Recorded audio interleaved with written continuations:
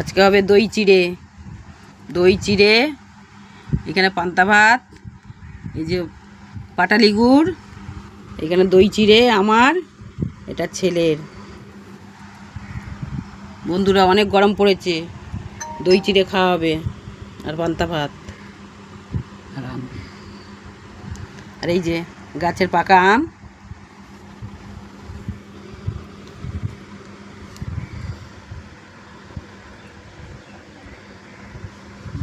মাখাচ্ছে, আম দিয়ে দিলাম। আম দিয়ে ভালো করে মাখিয়ে নাও, ভালো লাগবে খেতে। আমার ছেলে তো আম খায় না, বলে আম খেতে আমার ভালো লাগে না। ভালো করে মাখাবো, দই চিড়ে, দই আর পাটালি গুড়।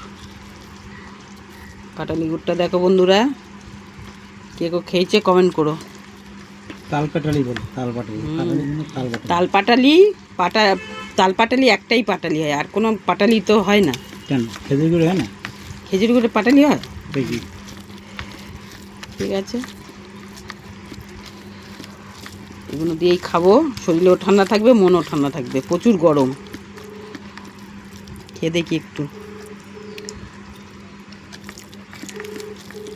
ঠিক আছে, গরমের মধ্যে ভালো করে তুমি মাখিয়ে নাও ওটা।